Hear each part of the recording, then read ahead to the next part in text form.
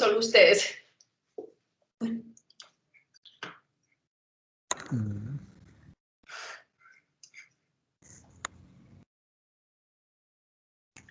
Ok, listo.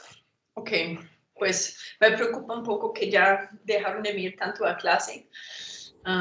Pues que las grabaciones ayudan, como no completamente reemplaza, yo creo, porque pueden hacer dudas a la grabación. Pero bueno, arrancamos. Ok. Ustedes recuerden que estamos hablando de sistemas y marcos de referencia. ¿Recuerden la diferencia entre marcos y sistemas de referencia?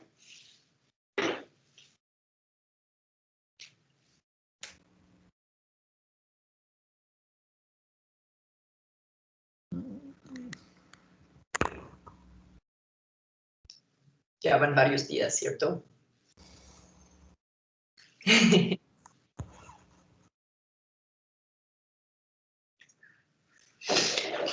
Bueno, nuestro propósito aquí es poder ubicarnos en espacio de forma tan precisa que se puede medir hasta pequeños movimientos en continentes y deformaciones. Y necesitamos ubicarnos no solamente en un sistema teórico cartesiano o esférico o algo así, sino clavar esos, digamos, sistemas teóricos en posiciones reales. Y eso es lo difícil porque cualquier cosa que invitamos, digamos, Bogotá, vamos a definir su latitud y longitud y basado en eso armamos todo. El problema viene cuando Sudamérica se mueve con respecto a otras cosas y ya no va a tener ni siquiera la misma posición con respecto al eje de rotación. Entonces vuelve sin sentido tener un sistema geográfico si no está de cierta forma amarrada a algo que no está moviendo o cambiando en el tiempo. Hay redes que definen esas medidas.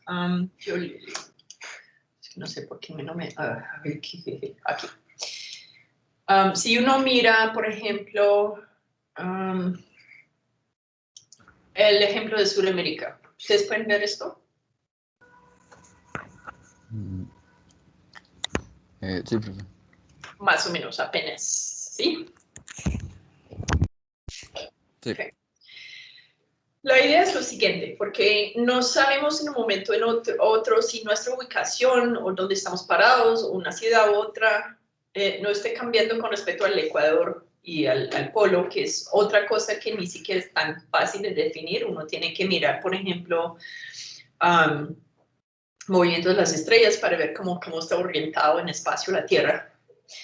Pero entonces lo que intentamos hacer es inventarnos no exactamente objetos, sino un tipo de cosa que no se cambia tanto en el tiempo, con respecto al cual los continentes pueden mover, pero dejando quieto esas longitudes y latitudes con respecto a algo como más permanente. Algo que se...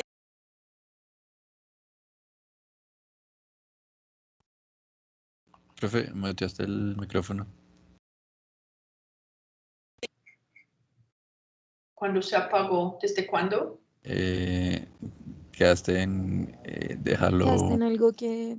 dejarlo más permanente. Ok, yo no sé qué pasó ahí, porque se apagó, lo siento, voy a estar pendiente porque se hizo solo, yo ni siquiera estoy tocando nada. Ok, entonces la idea es como entonces, uno puede, por ejemplo, ver la red de hotspots, que generalmente mantienen una posición relativamente uno al otro. Entonces, que los continentes pueden mover sobre eso. El problema es que realmente no son tan estacionarios y pueden como mover un poco en el tiempo. Entonces, lo que se inventaron fue algo que se llama marco sin rotación neta. ¿Eso implica qué? Entonces, ojalá puedan ver dibujos ahora. Voy a intentar. Imagínate que si yo fijo un punto, digamos, Norteamérica, ¿okay? O yo fijo la placa Nazca. ¿Qué voy a ver aquí? Recuerda que los continentes rotan sobre la superficie de la Tierra, uno con respecto al otro. Entonces yo tengo un vector de rotación para el continente de Sudamérica, ¿sí? El polo velo, por ejemplo, yo puedo tener ese polo y decir como esta cosa se mueve con su propio polo de rotación con respecto a algo, ¿ok? Entonces, ese algo yo puedo escoger otro continente o cualquier punto en el mundo con respecto al cual Sudamérica mueve, pero para armar mi marco lo que intento hacer es poner muchas estaciones en todos los continentes y armar un marco de referencia para el cual si sumo todos los vectores de rotación con respecto a ese marco, suman los vectores a cero. No net rotation, es decir, si todos los continentes se mueven hacia el este, pues entonces eso es mal marco, pero si ya se mueve así y el otro mueve así y allá, yo sé que yo tengo un marco de referencia donde básicamente los continentes pueden moverse encima, pero que no hay un vector como resultante de sumar todos esos vectores de rotación, y eso resulta ser algo muy estable con el tiempo. Digo muy estable, no es perfectamente estable, y lo que pasa es que uno tiene que mantener esa red de estaciones porque ustedes saben, si el continente se mueve, pues ahora también puede ajustar el vector neto de rotación de todos los continentes. En general van a sumar a cero, pero cualquier cambio lo que me toca es redefinir mi marco de referencia. La única forma de realmente hacerlo es hacer medidas. Entonces yo digo, este punto aquí y todos los puntos que tengo aquí, si sumo en vectores, ¿dónde va todo? Si todos esos vectores de movimiento de la parte del continente suman a cero, yo digo, eso ahora es mi punto fijo, mi local fijo. ¿Okay? Algo que no se mueve dentro de ese marco de referencia. Entonces, es complejo porque tengo que mantenerlo, tengo que medirlo. Eso es lo que hacen, por ejemplo, las redes de CIRGAS, que es un marco de referencia para Sudamérica. Eso está conectado con la red internacional porque tiene que también aportar sus datos para mantener. Y entre más densas las estaciones, más precisamente podemos definir un marco consistente que se estable con el tiempo. Entonces, ese ejemplo, básicamente, si pongo 1 por continente o 2 por continente, no va a ser suficiente porque sabemos que también hay deformaciones internos. Entonces, necesito muchísimas estaciones. Y de hecho, hay miles y miles de estaciones mundiales. En solo Sudamérica tenemos, bueno, ustedes pueden ver 58 estaciones, pero en Colombia misma ahora hay como 80. O sea que esa cosa va densificando y densificando, y entre más se densifican, mejor va para determinar precisiones en posición. ¿Okay? Entonces tenemos un marco de referencia que se llama International Terrestrial Reference Frame. Eso es el de cero rotación neto. Y todo el mundo está de acuerdo con eso como un estándar. Yo puedo convertir, digamos, si me interesa ver qué está pasando en una falla en Norteamérica, pues yo puedo fijar Norteamérica y decir, estoy en el reference frame de Norteamérica 08. Eso tiene cierta velocidad de rotación con respecto al ITRF. Y puedo como cambiar de continentes y eso, porque mira, por ejemplo, la falla de San Andrés y la parte de subducción en Alaska, se ve todo raro porque, pues, aparte de la rotación del continente, también hay una deformación y todo se superpone. Si quiero verlo bien, fijo esa placa, cambio mi marco de referencia temporalmente para hacer como ver movimientos en una falla relativa. Pero si tengo... Dime. Estás mostrando otra presentación. Es que solo estamos viendo la de South American Reference Frame. Oh, ¿no se ve? Sí, o sea, estamos en la 55 apenas. Ah, no, yo estoy viendo una cosa que es como todo el mundo y con vectores grandes. Que es la 53, sí. No, pero ese es otro. Que déjame compartir pantalla como lo que me tocó en geodinámica porque no sé por qué. Es que yo sé que no puede ser, pero a veces que esas cosas como tienen genios y hay días que las cosas no funcionan y no entiendo por qué. O sea, a veces el draw no funciona, a veces como pasar diapositivas no funciona. Ahora sí pueden ver todo el mundo. Sí, ahora sí. Okay. Voy a quedar en ese modo de compartir pantalla más no PowerPoint porque algo allá está fallando. Ok. Ok, entonces uno dice, bueno, ahora yo puedo ver, si sumo, en teoría, todos esos vectores deberían sumar a 0. Entonces, bueno, yo tengo que hacer bastantes cálculos ahí. Y lo que pasa es que tengo que a veces migrar en tiempo mi marco de referencia para que eso sea todavía cierto. Entonces, cada cierto número de años, ellos cambian un poco el marco para que las cosas queden consistentes, que no se acercan, como que las líneas de longitud no se deformen y que como eso no se mueve, que el polo norte no se va como desviando de donde va la rotación y todo. ¿Okay?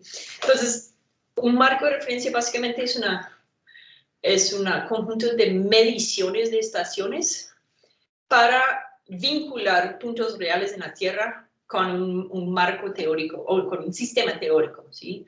Donde ya lo definimos como un elipsoide de referencia con lineecitas de longitud y latitud. Y ahora sí digo, bueno, esa latitud y longitud queda de cierta forma de que cuando mido dónde van todos los continentes a la vez, esta cosa no, está fija mientras todo eso se mueve. ¿Okay? Esa es la idea. Entonces, para que entiendan el costo de mantener eso y el esfuerzo que se requiere, cada país básicamente es responsable para hacer los cálculos de posición todos los días. O sea, 24 de diciembre, 25 de noviembre, no importa, alguien está allá procesando datos. Entonces, hay gente que simplemente hace eso, es un trabajo de procesar las estaciones. Normalmente pueden poner estudiantes que están haciendo tesis o algo, hacer cosas así. Tenemos un par de estaciones en Bogotá. Pero uno en principio puede armar su propia estación y el requisito para que se forme parte de ese ITRF es mantener la estación, tener una inspección como de sus procesamientos y como que sí está bien armada. Y entonces uno puede peticionar para que sea parte de la red, pero uno se compromete a procesarlo siempre. Yo nunca he hecho eso, me parece un poco engorroso, pero sería una cosa chévere por aprender una vez, yo creo. Porque uno así puede utilizar GPS por muchas otras cosas. ¿Okay? Entonces, esa es la idea. Hay otra cosa que hemos saltado un poco, que es el tema de altura. Entonces, dime. Es que entonces, ¿qué sería lo que está fijo, entre comillas, pues, en este marco, en este sistema de referencia? O sea, no. En principio, lo que uno podría hacer para visualizarlo es escoger unos punticos en la Tierra, digamos, no sé, uno ve donde los vectores son muy chiquitos, dice, bueno, este punto es fijo en mi marco. Y uno define todas las líneas de longitudes teóricamente con respecto a eso, y lo que uno sigue, entonces, si yo tengo un vector de movimiento, no sé, de África, yo digo, eso es comparado con un marco de referencia como algo que es un poco como fantasma detrás de eso, que no mueve y que esas líneas que tengo aquí son los que no cambian. Pero mido sus posiciones utilizando el movimiento de continente y calculando qué puntos, o sea, cómo armo esto para que la rotación neta, o sea, la suma de todos esos vectores quede en 0. Ok. Es todavía como abstracto, ¿sí? Pero en principio, si uno busca un continente, un punto, una isla que no mueve con respecto a eso, uno está básicamente en este punto clavado a mi marco de referencia. Pero realmente es una cosa calculada. ¿Sí? Entonces, ustedes todos aprenden, por ejemplo, de Greenwich Mean Time, donde el 0 de longitud pasa por Inglaterra, ¿sí? Y yo no he ido allá, pero supongo que como tiene una placa o no sé qué cosa diciendo, estamos a 0 longitud. Lo que pasa es que uno puede ver ese vector, eso va a cambiar en algún momento, Greenwich ya no queda en 0. Entonces, redefinimos dónde queda 0 o dónde queda Greenwich. Siempre definimos dónde queda Greenwich porque lo que quiero es que mi 0 queda fija si tengo vectores de todos los continentes moviendo con respecto a eso que tiene un neto de 0, ¿sí? O sea que con respecto a ese punto que ya no está en Greenwich, la suma de todos los vectores mundiales de los continentes suma a 0 si fijo ese punto. Entonces puede ser que eso queda ahí y Greenwich hace eso, o hace eso. ¿Quién me está llamando en clase? Uf. Bueno, después. Voy a intentar apagar el sonido, qué pena.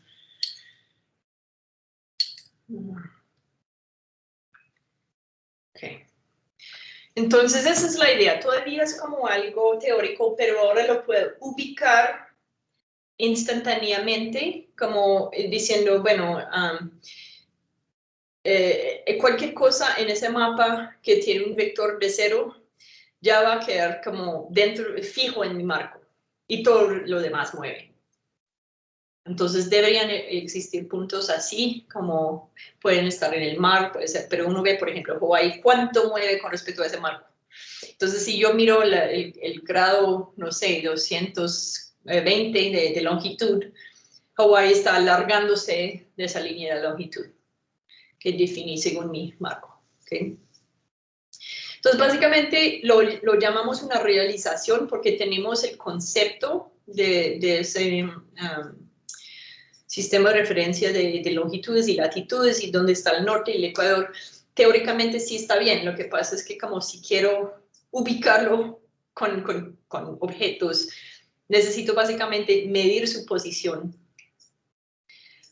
en la Tierra y esa posición va cambiando con el tiempo con respecto al objeto porque el objeto va a mover. Entonces, como Greenwich, lo que pasa es que yo defino mi longitud de Greenwich, de 0 longitud con respecto a todos los continentes y lo que va a mover es entonces dónde en la Tierra queda 0 longitud porque Greenwich se va a alargar. ¿Okay? Porque siempre mi problema en seguir Greenwich es que esa parte se puede ir por allá, otra parte que fije fue allá, y entonces yo tengo una distorsión de todas mis líneas. Lo que quiero es que como se quedan allá en el background y que todo se mueve. Entonces yo tengo que calcular básicamente la posición de las longitudes y latitudes utilizando esa regla. Y eso se llama una realización de un sistema de referencia o un marco de referencia, que es igual que una realización. Una realización es básicamente la medición que estamos haciendo. ¿Okay? Es un poco confuso, pero hay que tener cuidado. Simplemente recordar que un marco de referencia siempre implica un conjunto de mediciones de dónde en la Tierra queda mi sistema teórico de referencia. ¿Okay? Entonces tenemos algo que se llama International Terrestrial Reference System, que es la cosa, digamos, las coordenadas del elipsoide, el origen, como qué tan grande es el semi-major axis, qué tan grande es el elipsoide, eso es un sistema, pero la realización de eso es el que clavamos a la Tierra y que aproximamos a la superficie y que empezamos a medir la ubicación de esas longitudes y latitudes. ¿Okay? Es un poco raro porque siempre lo pensamos en revés. Pero yo no puedo tener idea de qué pasa deformando si no tengo dónde queda mis 0 grados y que se queda ahí mientras la cosa se mueve. ¿Okay? Ningún sistema es perfecto, entonces si ustedes procesan GPS, cada rato uno tiene que hacer 2 cosas. Uno, a veces migrar el marco cuando se descuadra un poco, o sea, ya deja de tener 0 neto rotación cuando los continentes se mueven, y saltos en tiempo. El tiempo es más grave aún y tenemos que hablar un poco luego sobre el tiempo de GPS. Ustedes saben por qué, por ejemplo, que tenemos ajustes en nuestro calendario, porque cuando nosotros da la vuelta al Sol, no terminamos al punto inicio de donde estaba alineado el primer día. Entonces, nosotros decimos que tenemos 365 días por año, pero realmente es como 265 y un cuarto. Sí, entonces cada 4 años yo tengo que tener, como eliminar un día para que cuadre otra vez, porque si no yo voy a tener, no sé, enero en Canadá va a volver caliente y que como nosotros nos confundimos. Entonces nosotros ajustamos esto. Lo mismo pasa cuando contamos segundos desde del inicio del sistema GPS, que a veces tenemos que poner no un leap year, sino un leap second para ajustar el tiempo. Y vamos a ver por qué luego, pero nosotros tenemos que adaptar tanto nuestro concepto de tiempo y de espacio según eso para poder hacer mediciones, porque en fin, lo que quiero es poder hacer geodinámica y cosas así con vectores de GPS. Entonces es más complicado que el INSAR, ¿cierto? Pero lo que nos aporta son movimientos en 3D con respecto a otras cosas terrestres y no simplemente relativa a la primera toma, o ¿sí? Entonces, si yo hago INSAR, yo puedo ver a grandes rasgos cómo se deforma internamente una zona, pero con GPS yo puedo decir, bueno, eso está levantándose comparado con el mar a tal tasa y también va hacia el norte comparado con mi marco de referencia internacional. Entonces yo puedo medir con más precisión las cosas con GPS que con INSAR. Lo que pierdo es cobertura, ¿sí? Si yo tengo una estación en Bogotá, yo puedo ver un punto. Si tengo un INSAR, yo puedo ver toda la escena. Por eso muchas veces uno lo ve combinado con INSAR, porque entre las dos pueden mejor comprobar los modelos que uno hace, porque uno tiene con INSAR solo una dirección de movimiento, pero GPS es solo unos puntos de medición. Entonces el uso complementario es muy importante. Por eso casi siempre van a ver en la literatura publicaciones que utilizan ambas, donde están disponibles. Ok. ¿Dudas? Tengo que ponerles una tarea. Yo pensaba ponerles una tarea con marcos de referencia. Tengo que pensarlo bien. En ArcGIS y de hecho en sus aparatos que están utilizando ahora, uno puede escoger marcos de referencia. Uno puede hasta utilizar coordenadas planas con una ubicación del origen en Bogotá, por ejemplo, porque la idea es poder directamente armar un SIG. Entonces uno puede tomar mediciones de GPS, cargarlo en un SIG y si uno ya ha hecho bien la selección de qué referencias, si son coordenadas geográficas o planas, cuando lo carga en GIS debería importarse bien y puede ser comparado con mapas y eso. Okay, entonces, yo creo que están haciendo ya las capacitaciones ahí, que es como divertido. Ustedes no van a hacer lo que se llama punto preciso, porque lo que se puede hacer ahora básicamente en una práctica normal se llama GPS cinética, donde uno arma como una base y mueve el rover y uno puede ver distancias relativas. Para medir esa posición absoluta que necesito, todas las otras bases en el mundo, que son ese sistema, el marco de ITRF, para ubicarme. Y eso es un procesamiento complicado. Uno puede hacer GPS como relativa a ese punto. Y si es un punto que alguien más ya midió, podemos intentar hacer como mediciones de posición. Pero en todas las aplicaciones que van a hacer en lab, van a ser cosas relativas, ¿sí? A un punto. Ese punto, si uno quiere medirlo, toca poner una placa, toca medir eso como por varios días, registrar una posición con respecto a todos los otros en el mundo y decir, eso son mis coordenadas de este punto a esa hora, en esa fecha, y luego si quiero hacer campañas puedo repetir y utilizar rovers y eso. ¿Sí? Ok. Para ustedes, ¿cuál es la definición de altura sobre el mar? Digamos, en Bogotá, ¿dónde estamos? ¿En qué altura? Más o menos 2.600 metros sobre el del mar. Ok, perfecto. Entonces se supone que hay algo que definimos como el mar a 2.600 metros debajo de nosotros, ¿sí? Realmente, ¿qué hay debajo de nosotros? No es mar. Entonces, ¿qué es? Litosfera. Sí. Entonces, el nivel de mar, ¿qué significa en Bogotá? ¿Cómo lo miden?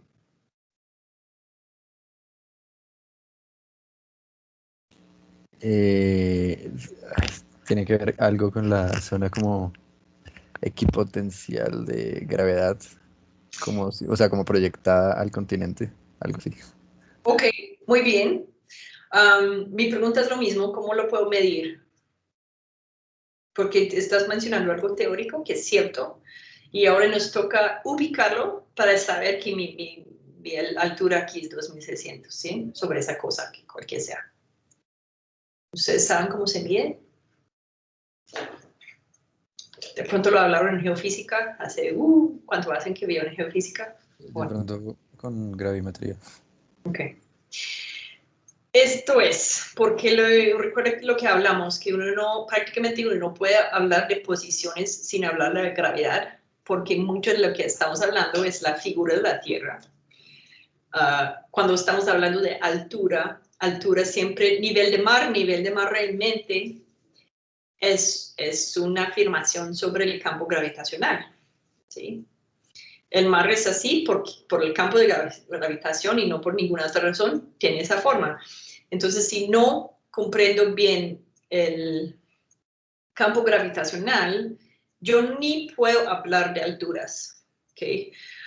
Y eso es el complique, porque la Tierra es algo complejo que no es exactamente elipsoidal. El campo de gravedad no conforma exactamente con ese elipsoide. Entonces, cuando hablo de mi altura sobre el nivel de mar, tengo que tener cuidado con qué significó con eso, sobre todo cuando hay continentes. ¿Okay? Yo puse este video aquí que ustedes pueden ver en la casa sobre geodetic datums. ¿Okay? Geodetic datums, recuerda la palabra geodesia, se trata de la forma y campo gravitacional de la Tierra. Y la definición de datums verticales, o sea, alturas, se hace de forma distinta a los horizontales. ¿Sí? Ustedes lo que vieron con esa ITRF es una realización, digamos, de un elipsoide teórico que aproxime la Tierra con las mediciones definiendo la ubicación de mis líneas de longitud y latitud. Cuando hablo de altura, ahora sí tengo que pensar en la gravedad. Entonces es otra bestia, ¿ok? Y la gente que mantiene datums verticales tienen otro tipo de tarea. Entonces yo les voy a dar un ejemplo chévere. ¿Qué opciones tengo? Aquí vamos a poner Bogotá aquí encima de las montañas y voy a poner, no sé, la costa Pacífica aquí, la costa Atlántica allá, al otro lado. Y yo quiero saber, bueno, aquí el mar, ¿cierto? ¿Ustedes pueden ver dibujos ahora? Sí. Ok, excelente. Entonces, digamos, yo estoy aquí, en Bogotá. Yo puedo decir, bueno, aquí estoy bueno, esa línea debe ser recto, 2600, ok, bueno, sobre una cosita. Yo puedo hacer algo sencillo, yo puedo proyectar entre este punto y este punto una línea, ¿sí? De pronto le pongo algo de curvatura. Eso de una vez es un modelo, yo lo estoy inventando, para dónde queda nivel de mar dentro de la roca, ¿ok? Pero en práctica, lo que uno puede hacer es, bueno, yo sé dónde queda el mar aquí. Yo puedo hacer un levantamiento donde con cuidado mido cuánto estoy subiendo sobre ese nivel para llegar a Bogotá, ¿cierto? Lo puedo hacer con nivelación, lo puedo hacer con un gravímetro. Y se supone que como mientras subo con mi gravímetro, va bajando la fuerza de gravedad con altura. Ustedes ya han hecho el height correction en geofísica, saben cómo funciona más o menos eso, que proporcionalmente mientras subo baja la gravedad, la aceleración de gravedad. ¿Cuál es el problema un poco con esa medición? El campo gravitacional no es simplemente por altura, sino tengo que pensar, bueno, hay material aquí, hay una figura topográfica que ya no aproxima mi slab de Bouguer, entonces tengo que hacer un terrain correction, ¿sí? Entonces, si uno intenta utilizar un gravímetro para medir dónde queda una superficie de potencial de gravimetría, de gravedad, tengo que pensar un poco en el hecho de que hay masas que me influyen. Y por mucho que intento corregirlos, hasta las anomalías aquí pueden influir en mi medición de altura. Tradicionalmente lo que hicieron fueron nivelaciones. ¿Okay? Recuerdo que hablamos de eso, que Yo tengo un compañero que está por allá con su código de barras, sube, yo miro directamente utilizando un vertical y veo cuánto subió.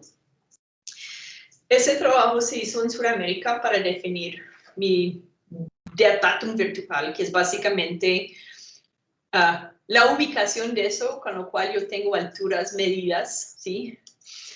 Pero cuando la gente en un lado de Sudamérica empezó con el Atlántico y otro lado empezaron con el Pacífico, hicieron esas mediciones, estaban un par de metros descuadrados en la cima de la montaña, la mitad. O sea que teníamos por este lado de Sudamérica así, y los que empezaron así, llegaron a ese punto así. Ups. Okay. ¿Por qué puede pasar eso? Porque cuando uno está haciendo mediciones de gravedad así, pues pasan muchas cosas entre el mar y aquí. Puede ser que ese nivel cuadre exactamente con ese nivel, aunque es poco probable por muchas razones. Las masas atraen agua, ¿sí? Entonces uno puede tener niveles exactamente un poco diferentes, pero además en el proceso de medición, mi concepto de dónde va vertical puede alterarse entre más larga es esa pista, por los objetos pesados o livianos que se encuentran. ¿Okay? Entonces no es sencillo, pero es otra cosa que se tiene que medir. Entonces uno puede tener un marco de referencia de alturas, y uno cuando pone en todo el mundo una idea, un modelo de dónde queda la superficie equipotencial que corresponde al nivel de mar, lo llaman un geoide. ¿Okay? El geoide es algo modelado, es de cierta forma una interpolación aquí, pero teniendo en cuenta, por ejemplo, si yo tengo montañas y una raíz vertical, yo tengo que pensar en que de pronto esta cosa no es plana. Puede tener como algo así, o algo así. Entonces el geoide es algo que intenta aproximar cómo debería ser esa cosa equipotencial, que es algo teórico, si borramos el efecto de la montaña, utilizando algo un poco como una extrapolación desde arriba para tener la forma, y nunca va a ser exacto. Entonces, por eso hay muchos modelos de geoide y no están totalmente concordantes. ¿Listo? Entonces, eso para darles la idea, no tiene que como recortar todo eso o estresarse por todo eso, pero es para entender que cuando yo hablo de altura, no es una noción sencilla. Si uno con su gravímetro allá dice eso es abajo, entonces eso es arriba, yo puedo medir cuánto subo, sí. Pero mi punto de referencia de dónde empiezo es la parte complicada. ¿Okay? Entonces hagamos una cosa, yo voy a definir mis alturas con respecto a un geoide que ya modelé, yo sé dónde está, yo sé que estoy a 2.600 metros de esta cosa, listo. Si yo estoy aquí, ¿dónde entonces digo que es vertical? Yo puedo definirlo como una normal a la superficie. ¿Ok? Hagamos esto.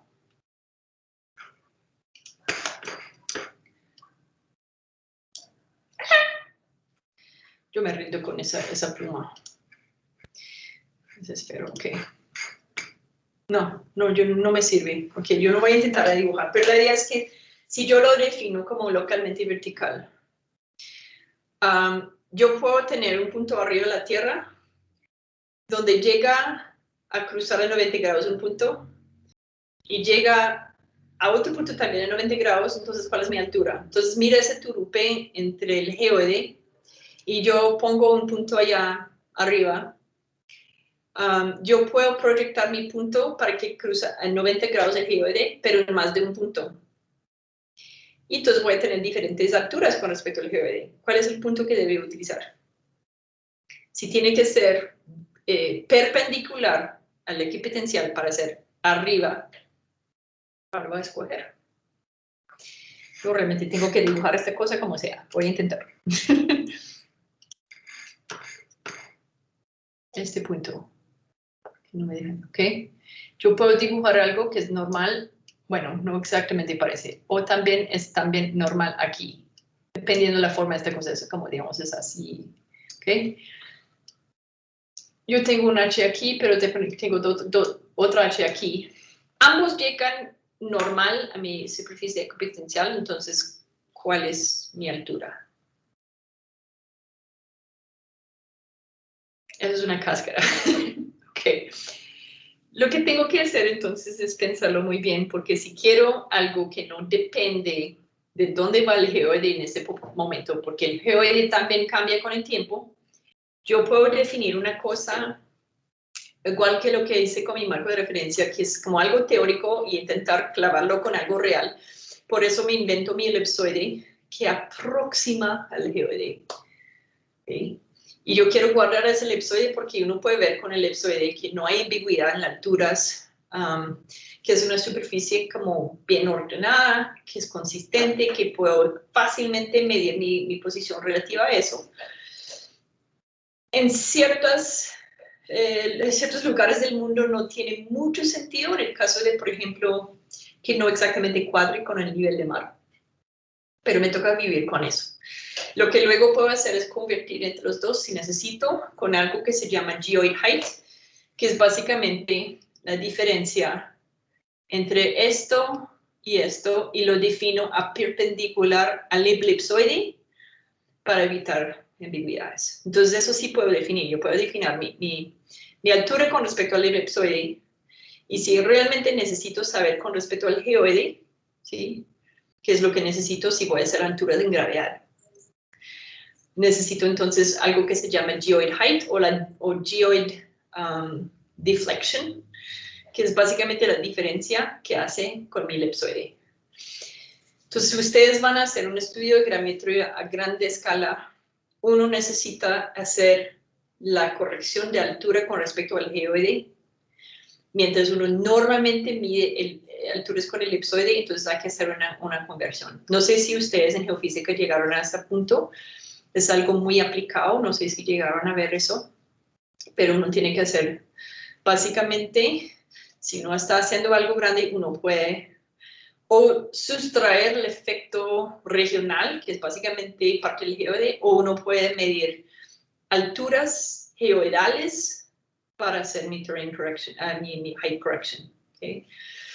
Ese es el complique. Lo que ustedes van a sacar con los GPS y van a ver altura, siempre es altura elipsoidal. En casi todo el mundo es cercano. O sea, el geoid deflection no es grande, aparte de como en algunos puntos específicos. Entonces, esa cosa teórica que en ciertas partes del mundo podemos medir como con el geoide para aterrizarlo, se llama un datum que utilizo para mediciones verticales. ¿Okay? Entonces, el mismo elipsoide que utilizamos como con nuestra grilla de longitud-latitud, lo podemos utilizar como punto de referencia para medir alturas, teniendo en cuenta que si realmente necesito alturas sobre el geoide, necesito hacer una conversión. Entonces, el geoide es como algo medio teórico, pero como es una parte que es más o menos medida donde hay mar expuesto, es como una especie de híbrida, una aproximación al campo potencial de la Tierra. Entonces, yo necesito saber dónde me va a dar mal de altura. Lo que me importa es qué tan alto estoy sobre el geoide, ¿sí? Okay. Entonces, es algo físico, es una cosa que se puede medir con un gravímetro, así que existe en el espacio. Aún si es abstracto, pero existe, mientras el elipsoide es una invención mía, eso es una cosa totalmente teórica. Y lo que hago es intento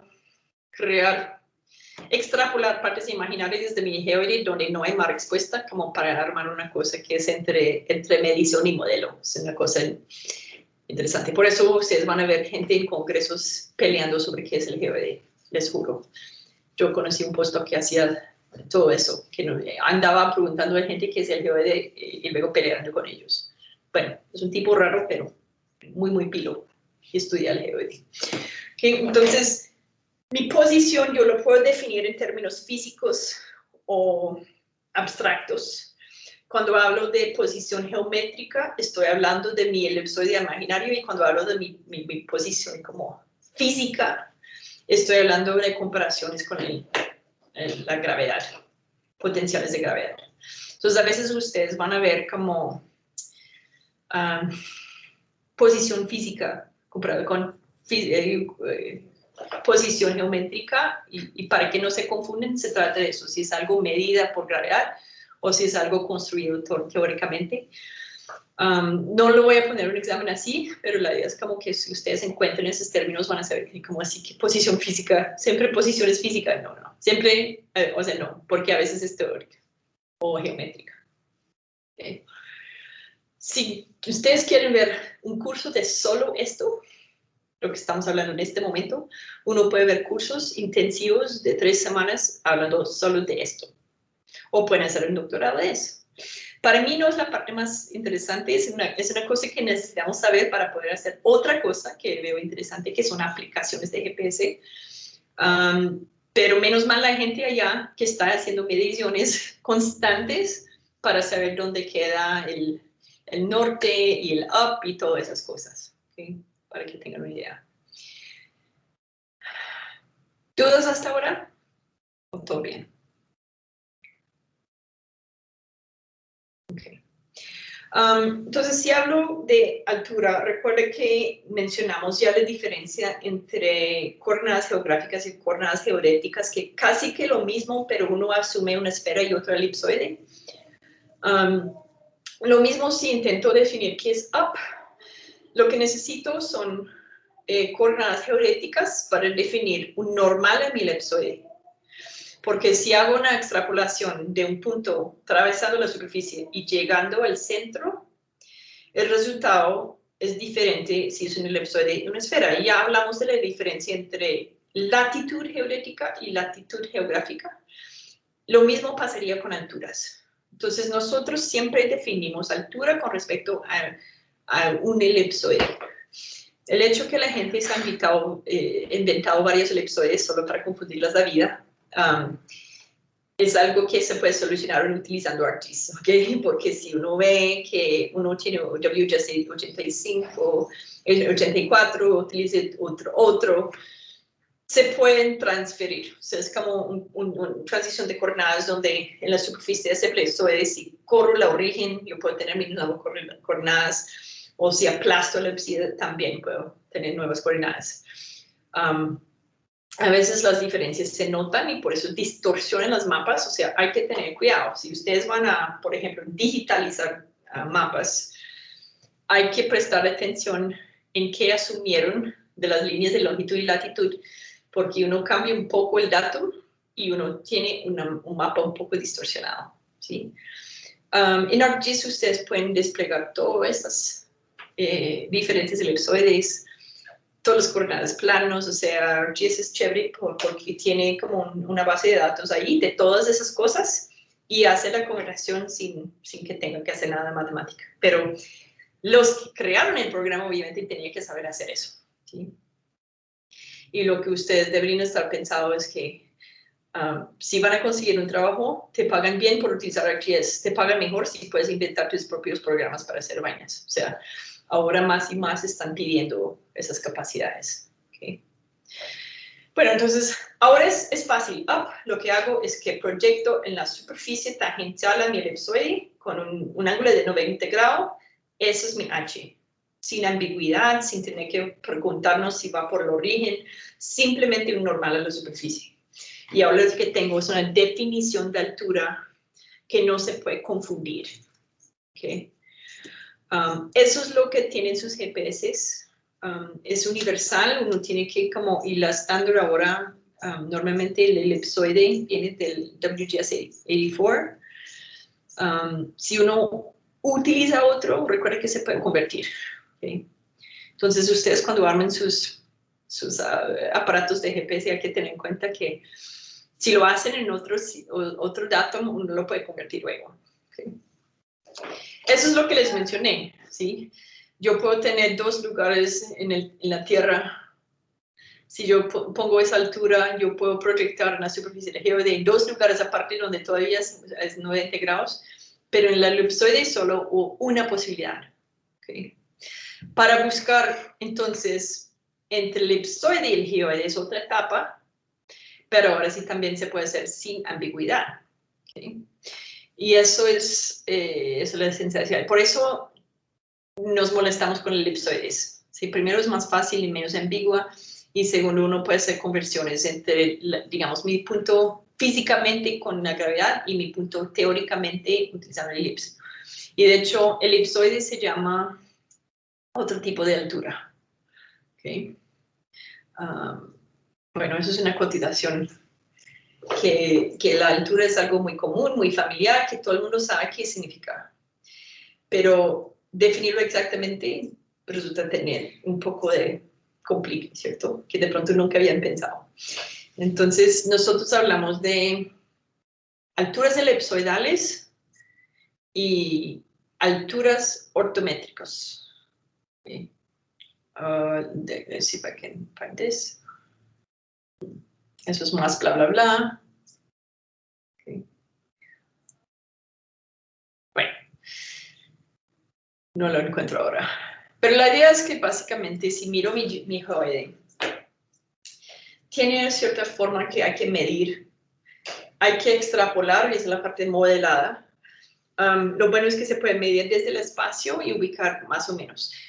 Recuerde que es algo que tenemos que promediar teniendo en cuenta vientos, mareas, fluctuaciones de temperatura. O sea, si yo mido simplemente la ubicación del mar, no necesariamente me va a dar el geoide, porque la posición del mar fluctúa, hay olas, hay expansiones y contracciones. Entonces, realmente lo que necesito hacer es hacer mediciones de la forma de la Tierra desde el espacio, la forma del campo gravitacional, extrapolarla debajo de continentes y decir, bueno, eso va a ser la cosa sobre la cual baso mis alturas físicamente, y eso es lo que se habla de geometría. Entonces es algo, lo bueno es que se puede medir. Lo malo es que puede cambiar en el tiempo, puede generar ambigüedades, entonces por eso no es para confundir la cosa que utilizamos dos sistemas, lo utilizamos por si necesitamos traducir o hacer una actividad comparada con otra. Por ejemplo, si voy a hacer gravimetría y solo utilizo el elipsoide, voy a tener anomalías raras que realmente son cambios en la superficie de la Tierra por efectos grandes, ¿sí? Y voy a asumir anomalías que no son. Si utilizo geoide para hacerle un simple GPS, me voy a confundir por esa cosa de altura. Entonces, para el GPS me prefiero hacer algo geométrica, que es consistente en cualquier parte del mundo. Entonces, sí se utilizan ambos sistemas. ¿Okay?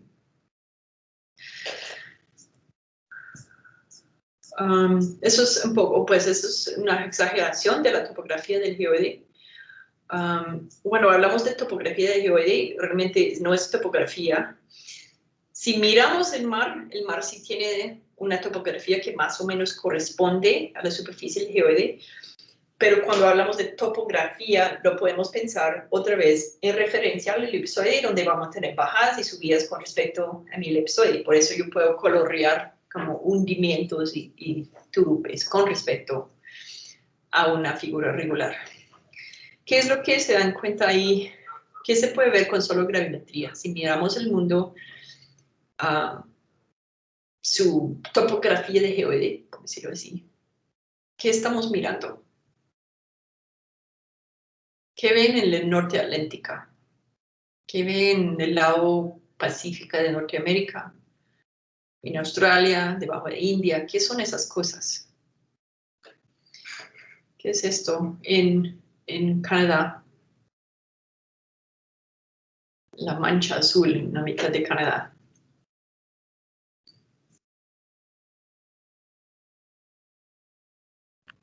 Las zonas como más azules serían lo que tiene como menos gravedad y lo rojo sería lo que tiene más gravedad, ¿cierto?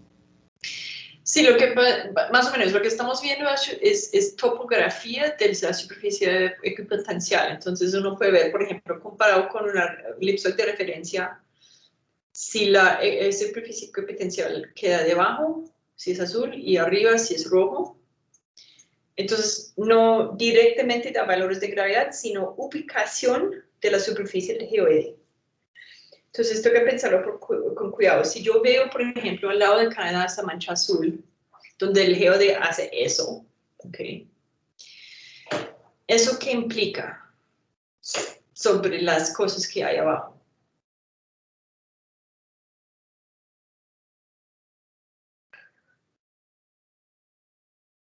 O sea, que estarían por debajo del elipsoide de referencia. Sí, digamos, si yo tengo mi elipsoide aquí, el azul queda debajo de eso, y recuerde que estamos hablando de la posición de un eje potencial gravitacional. Entonces la pregunta es, si yo me paro sobre ese punto, es que si hay más, hay un exceso de masa abajo de ese punto o un déficit de masa. ¿Qué es lo que causa esa en el Sería, geode? sería un déficit de masa, ¿no? Okay. ¿Por qué? Eh, o sea, porque si hubiera como más masa, diría yo, estaría como, o sea, subiría como la superficie equipotencial Okay. y por lo tanto llegaría como a intersecarse con el elipsoide. Pero eso Okay. no es lo que pasa, está como por debajo. Okay. ¿Todos entendieron esa explicación?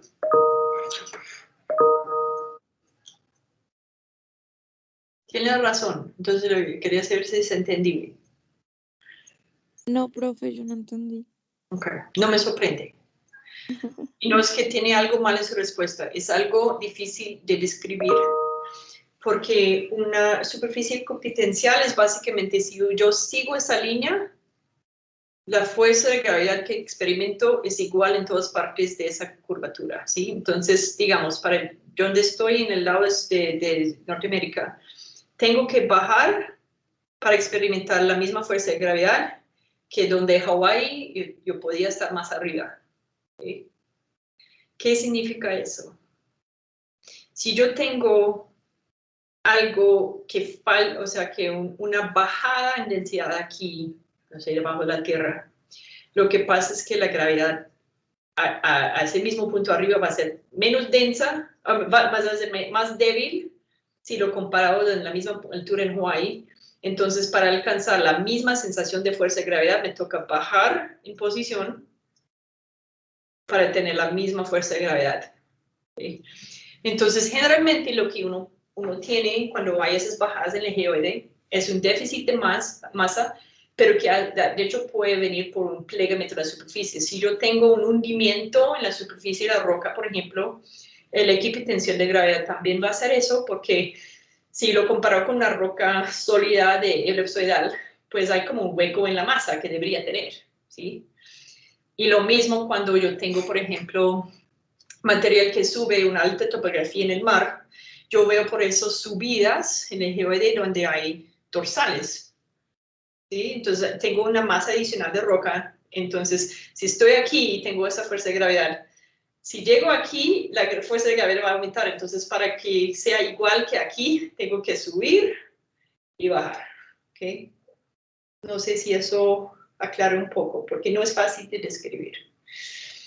Entonces, estos mapas me dicen algo sobre lo que está pasando en el centro. Yo, por ejemplo, tengo efectos que vienen de bajadas en el manto, subidas en el manto. También en Norteamérica yo tengo un efecto donde el norte estaba aplastado por glaciares por mucho rato y todavía no se ha recuperado. Entonces tengo un hundimiento físicamente en el continente. Entonces tengo un déficit de masa comparado con lo que debería tener si llegara a un equilibrio isostático.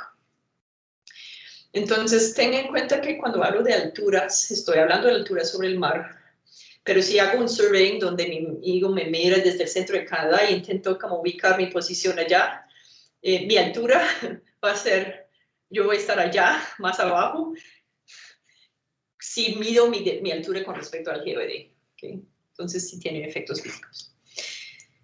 Okay. Entonces, eso es donde ya, bueno, esa foto es malísima, pero la idea es que cuando yo hablo de promedio en nivel de mar y mi altura sobre el nivel de mar, tengo que tener una precisión que me diga nivel sobre el geoide, ¿okay? Que se llama orthometric height, o nivel sobre elipsoide teórica, que es ellipsoid height. Hay algo que se llama geoid height, pero es básicamente lo que les digo, la diferencia entre dónde queda el geoide y dónde queda el elipsoide, con una línea perpendicular que llega perpendicular al elipsoide, ¿okay?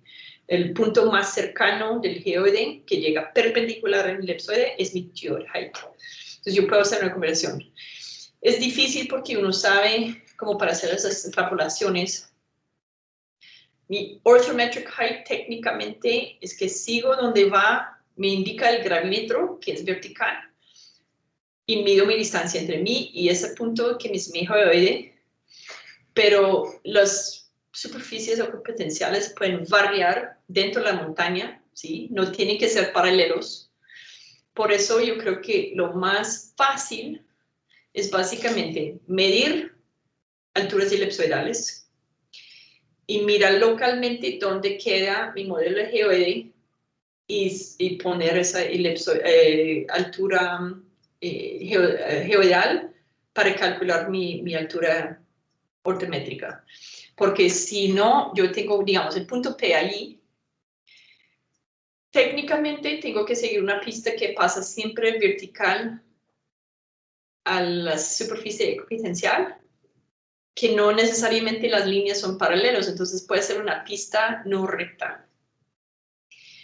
Entonces ustedes muchas veces van a ver, bueno, si yo quiero ver mi posición en el elipsoide, yo tengo tengo mi ortométrica, sumo el geoid deflection y ya. Pero no es exactamente así. Yo tengo que pasar por las líneas de equipotencial, llegar al geoide, y la línea no necesariamente es recta. Entonces puede ser un poco mayor esa línea que una línea recta que va directamente al geoide. Entonces cuando mido la distancia entre P0 y el azul, o sea, mi P con el azul y el elipsoide con el azul, yo voy a tener una pequeña diferencia. ¿Por qué digo eso? Es muy pequeña, pero si yo quiero ver movimientos milimétricos, tengo que tener claro qué estoy midiendo. ¿Okay? Entonces, para hacer posicionamiento, siempre utilizamos el elipsoide para tener consistencia entre todas las mediciones. El momento que traemos el geoide al cuento, primero hay diferencias entre definiciones del modelo de geoide, y segundo, el tema del vertical se vuelve complicado. Entonces, mejor siempre tomar mediciones GPS con respecto al elipsoide, y luego uno puede convertir con la variación entre geoide y elipsoide local. ¿Ya están confundidos por completo sobre qué es altura? Un poco sí. Okay. Profe, ¿podría como mostrar un poco el mapa anterior? El mapa anterior. ¿El del Turupes? No, ese. Ok. Es que no estoy entendiendo bien. Se supone que, por ejemplo, acá en los Himalayas, que se supone que hay harta masa, y por tanto el geoide debería estar como alto. Entonces, ¿por qué? O sea, ¿cómo es el elipsoide para estar aún más alto? Y que por tanto los Himalayas queden como por debajo de eso. Ok. Hay que tener cuidado cuando uno mira la correlación con topografía, porque a veces parece correlacionada bien y otras veces no. Mira, por ejemplo, en Colombia. Tenemos montañas muy altas, pero tenemos como un turupe en Ecuador que va hacia abajo. Okay. Entonces, la correlación con topografía depende. Si está en el mar, debería haber una correspondencia bastante fuerte entre topografía y altura. Lo que pasa en los continentes, recuerden, es que tengo raíces corticales.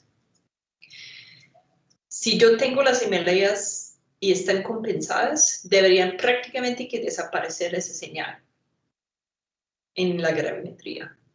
O sea, básicamente una montaña bien compensada debería ser casi cero anomalía gravitacional. Lo que pasa ya es otro efecto más dinámico, donde hay algo que está, obviamente, hay un downwelling grande en el manto que ahora está plegando la superficie ahí. Entonces, la altura de las montañas se compensa con la raíz, y lo que veo es como un plegamiento que viene de un efecto o de falta de densidad, o sea, algo menos densa, o algo que deforma la superficie. Uno tiene que ver la superficie para entender cuál es, porque uno puede tener simplemente, ustedes ven que como a veces en el manto hay partes donde hay variaciones en densidad entre una parte y la otra. También hay movimiento que se baja, y si yo tengo, por ejemplo, al lado de donde hay zonas de subducción, donde la placa hace eso, hay un turupe aquí que no está compensada porque se plegó y yo tengo un levantamiento elástico que me da un exceso de masa. Yo lo puedo ver al lado de Sudamérica ahí. Pero donde baja, tengo una fosa y eso crea un hueco de masa que crea esa pequeña bajada en gravedad. Entonces uno ve en Turupi una bajada de gravedad al lado de Sudamérica, por ejemplo. Entonces no es totalmente topografía, porque cuando la topografía está compensada, casi no se ve. Si uno ve, por ejemplo, las montañas rocosas, como está más o menos compensada, casi sale a cero el efecto del geoide. Tiene un poquito porque pues igual la compensación puede ser perfecta, pero la masa que es más cerca afecta un poco más mi gravímetro que la parte que está abajo, la raíz. Entonces yo voy a tener una leve de pronto anemoría positiva, pero casi cancela. Entonces en el Himalayas lo que estamos viendo es algo a gran escala que afecta India, las Himalayas y parte de lo que hay al norte, en Nepal y eso, que está afectando toda la región. Y entre más grande escala la anomalía, más profundidad estamos viendo. ¿Sí? Las cosas en la corteza lo vemos a escala como de pocos kilómetros. Si estamos viendo algo en el manto, estamos viéndolo a 1000 kilómetros. Entonces la anomalía también tiene una longitud de onda muy larga. ¿Sí? Es por eso digo, no es inmediatamente, oye, ¿por qué pasa? Pero uno tiene que pensar en la escala de la anomalía y qué lo puede causar. Y por qué deforma la geoide de la forma que la deforma. La forma que la deforma. ¿Okay? En África pasa lo mismo, hay algo que se llama African Superswell, que se supone que levanta y también está causando de pronto la iniciación de un rift, pero afecta una zona grande al lado de India. Okay. Bueno, yo creo que eso, o sea, déjame ver. Yo para resumir, esa cosa de que, bueno, mi altura sobre el elipsoide es algo bien definido geométricamente. No corresponde a nada físicamente. Para que corresponda a algo físicamente, lo que tengo que básicamente es amarrarlo un poco con una comparación con mi geoide. La comparación con mi geoide se llama geoid height, ¿sí? Básicamente dónde queda el geoide con respecto a mi elipsoide. Y yo técnicamente puedo decir, bueno, si yo necesito mi altura ortométrica, eso más mi geoid height me da posición elíptica, elipsoidal, entonces ya. Pero recuerden que eso no es exactamente cerca, ¿cierta? Entonces esa línea verde es realmente mi distancia entre el geoide y mi posición. Porque yo siempre tengo que mantenerme perpendicular al campo de gravedad. Y si lo midiera, digamos, quito la montaña o pongo como un hueco allá, ¿qué pista sigo? Yo siempre voy a guardar mi gravimetría para que mide hacia abajo, para guardar la línea recta hacia arriba, pero entonces, ¿qué ya estoy haciendo? Una línea curvada realmente, porque las líneas de potencial de gravedad no necesariamente son paralelos. Entonces la distancia entre geoide y mi punto puede alargarse por tener que seguir siempre la línea que es perpendicular, que sigue el G, básicamente. Si yo voy subiendo y siempre tengo mi dirección abajo, no por línea recta, sino por línea de donde va la fuerza de gravedad, va a ser una línea curvada. Entonces uno tiene que, para precise point positioning de GPS utilizamos el elipsoide, que no es ambigua, nunca.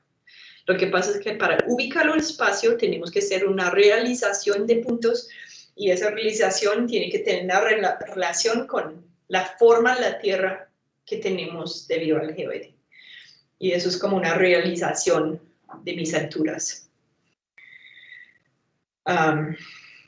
Yo trabajo con una amiga, de hecho yo creo que de pronto la conocen si tomaron un seminario el semestre pasado, porque hubo un visitante que es del Geodetic Survey de Canadá, que ella es parte del equipo que mantiene ese datum vertical de Canadá.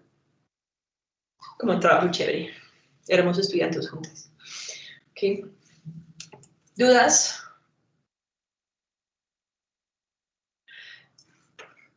sobre eso. Okay. Yo creo que aquí adelante podemos empezar a hablar de posiciones y navegaciones. Yo no he puesto la tarea, me toca hacerlo pronto, pero voy a poner algo sobre sistemas y marcos de referencia. Yo tengo una definición ahí de reference system y reference frame, que uno es sistema y marco, para tener en cuenta la dificultad en hacer mediciones geométricas sobre una cosa física donde queremos ver dónde están las cosas y seguir las cosas en el espacio. No llegamos a hablar mucho del sistema celestial. Para los que tienen interés en astronomía pueden leer un poco más sobre eso porque es interesante cómo ubicamos las estrellas, que mencioné muy brevemente, pero ya es un buen trabajo ubicarnos en la Tierra. Entonces, la próxima clase lo que quiero es empezar a hablar de la navegación y cómo funciona. Yo tengo una constelación de GPS alrededor de la Tierra y de hecho están en posiciones que dado por mi sistema celestial. Si yo digo dónde queda el satélite, yo te puedo decir como cuántos grados sobre el horizonte, o lo puedo definir como según sus coordenadas astronómicas con celestial plane y equinox y eso. Y necesito medir básicamente mis distancias entre mi receptor y cada satélite para hacer lo que se llama una trilateración. ¿Okay? Y eso vamos a hablar un poco de detalle y hacer unos ejercicios. Yo sé que pues virtualmente no es tan chévere, pero uno lo puede hacer. El jueves voy a hacer un pequeño ejercicio para dejarles con la inquietud de qué hago para convertir. Okay. Cuando yo intento comparar mi marco de referencia celestial y marco de referencia terrestre, hay varios inconvenientes. Ustedes ya saben de los ciclos de Milankovitch y que yo tengo precesión de mi eje de rotación, okay, mientras estoy en órbita. Okay. Si intento medir entonces la posición de cosas celestiales con respecto a una posición geográfica, pero mi Tierra hace eso es una complicación. El hecho que ese eje de precesión no es completamente lisa, sino tiene turupes, que es nutación, no sé si ustedes han visto eso, que no hace eso, sino eso. Es una cosa re loca. Entonces uno en cualquier momento que quiere buscar algo en el cielo, los astrónomos tienen muy presente todos esos factores para definir dónde debería estar algo con respecto a mi posición, pero no es muy intuitivo, ¿sí? Entonces necesito saber, por ejemplo, cómo varía la órbita de la Tierra, cómo varía el eje de rotación, para saber con respecto a las estrellas dónde estamos. Los satélites, por el hecho de que tenemos un campo gravitacional un poco turboso, no mantienen una órbita perfecta, como mueven y hacen eso, ¿okay? Necesito tener presente esas desviaciones que no siempre son tan fáciles de predecir. Digamos, yo tengo algo orbitando la Tierra, lo afecta a la Tierra, lo afecta el Sol, lo afecta a los otros planetas y lo afecta como las variaciones de densidad en la Tierra. Si no lo tengo muy preciso, ¿cómo voy a medir predicciones en la Tierra de milímetros? Necesito saber también la posición del satélite con precisión. Y eso se tiene que hacer también con mediciones. ¿Okay? Yo tengo que hacer mediciones de distancia a partir de estaciones terrestres para asegurarme que la órbita nominal, lo que dicen que es la órbita del lanzamiento, realmente sigue siendo su órbita. O si hay cambios. Okay, por eso se complica entre como el sistema de satelital y luego el sistema de mediciones en la Tierra, que también para tener mi receptor y saber dónde estoy con respecto al satélite, alguien primero tiene que decirme si el satélite está donde el satélite me dice, porque el satélite me va a decir y vamos a ver cómo lo dice. Okay. Entonces, ¿dudas, preguntas? Ok. Yo no les voy a poner muchas cosas matemáticas para esas cosas de marco de referencia, pero quiero que ustedes tengan claro, primero, la diferencia entre sistema y marco. ¿Por qué necesitamos un marco? ¿Sí? Porque cuando ustedes hagan mediciones tienen que saber de qué hablan. Si alguien está hablando de alturas ortométricas, tienen que entender qué es eso y las implicaciones de intentar medir eso. ¿Okay? Para el GPS ustedes van a sencillamente utilizar ellipsoid height, que es la cosa como más teórica, pero que es consistente. Luego uno lo puede hacer conformar a cualquier modelo de GOD, pero como teniendo esa medición, uno sabe como que la medición que hace otra persona va a cuadrar con la mía. Entonces, más para entender la terminología y un poco el complique de definir posiciones y por qué no es tan fácil entonces medir si hay una deformación de 1 milímetro en una montaña. O sea, ¿eso qué significa? Necesito un punto de referencia constante, que dura tiempo, que es consistente con el marco que utiliza mi vecino, y eso requiere una dedicación básicamente mundial a mantener esos marcos. Ok.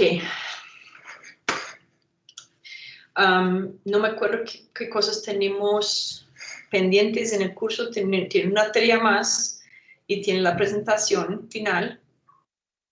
¿Ustedes ya están pensando en qué van a hacer para eso? Sergio, ¿tienes una duda? Sí, profe, es que yo te había enviado un correo hace ya como una semana más o menos, donde te decíamos qué artículo pensábamos, teníamos pensado pues presentar, pero tú no has respondido, no sé si es porque de pronto lo pasaste y no lo viste o no te ha quedado tiempo. No lo vi. Déjame buscarlo. Vale. Lo siento, Sergio. Nada, tranquilo. Okay. Perfecto, ya lo veo. 23 de noviembre. Perfecto.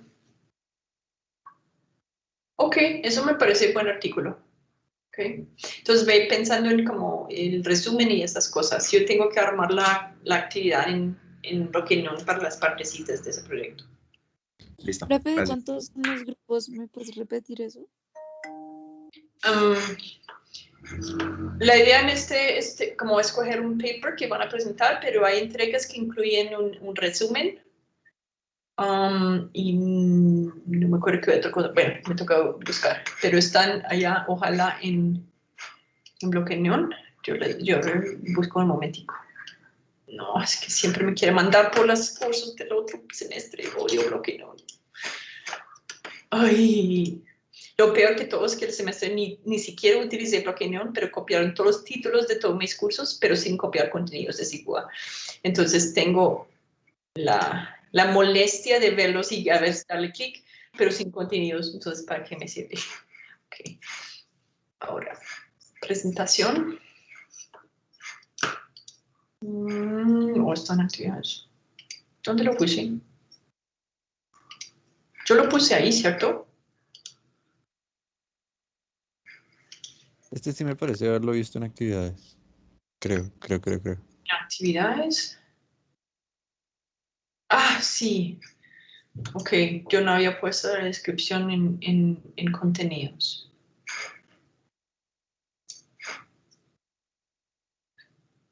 ¿Dónde fue el que lo puse? Ok. Sí, hay una descripción allí. Entonces yo tengo que traer, como poner eso también allá. Entonces, toda la presentación vale 20%, ¿sí? Pero lo que quiero es dividirlo un poco. Entonces hay una parte que va a ser enviarme un resumen, porque no me gusta que como estén leyendo el artículo a las 2 de la mañana y copiando y pegando cosas sin prestar atención. Yo quiero un buen resumen de una página. Y tienen que básicamente participar en las charlas, porque tiende a ser como a fin de semestre que la gente desaparezca. Aparte que como es un poco doloroso cuando nadie llega a su charla, pues quiero que ustedes hagan preguntas y que participen. Eso va a ser una parte de los puntos y el resto va a ser para la presentación. Instrucciones están adjuntas, por eso. Déjame ver. Pero no puedo hacer clic. ¿Ustedes pueden ver las instrucciones? Porque yo no puedo ver las instrucciones. Creo que si le das guardar y cerrar ya quedaría, ¿no? Sí, lo que pasa es que como cuando lo abro, entonces no... entonces tengo que ir como si fuera materiales enviados. Es que yo como No, profesor puedo verlo. sí, creo que como profesora sí puedes verlo, pero si quieres, ya reviso. Es que yo no sé por qué no lo puedo ver, lo siento.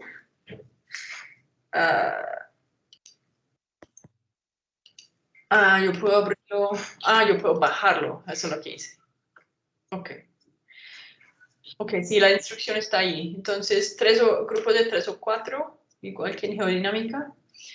Entonces, la idea es que escogen un paper que van a estudiar y cuando lo presenten, la idea es tener presente que sus compañeros ya han estudiado sensores y entonces la parte interesante para ellos va a ser como lo que es diferente, nuevo, si son tipo de sensor, si tienen una aplicación que no hablamos, para que entiendan, digamos, por qué hicieron ese estudio y qué fue lo que lograron. En sensores muchas veces hay una división entre la ciencia de qué se hace con los sensores y la parte más digamos, de avances en procesamiento y eso. Y si uno quiere publicar en el área de sensores, normalmente hay revistas que se enfoquen en técnicas de procesamiento o avances en algoritmos y una parte que es el uso del sensor para hacer como una cuestión de hallar, no sé, un efecto particular. Entonces a veces lo utilizan como una herramienta y que se aplica y otras veces es como la gente que estudia los sensores desde el punto de vista de ingeniería o de algoritmos, de procesamiento. Y son como dos ramas de estudio y ustedes pueden escoger cualquiera que quieran. Es importante ver el artículo, cuál es el enfoque, ¿sí? ¿Están demostrando una nueva forma de procesar una imagen o están utilizando algo ya muy conocido para hallar una cosa que no sabíamos que estaba, ¿sí? Entonces, para tener en cuenta. Ok, entonces, Sergio, me parece bien tu artículo y yo te voy entonces a programar para el 23 de noviembre porque yo creo que ustedes fueron los primeros en escribirme, o por lo menos no he visto otros. Ok. Okay. Nos vemos el jueves y les prometo que voy a dejar de hablar de esos marcos y sistemas. Entonces vamos a hacer como un ejercicio de navegación, que es un poco más de pronto emocionante. ¿Listo? Listo, Rafa, gracias. Ok. Hasta luego. Gracias, Jill. Chao. Chao.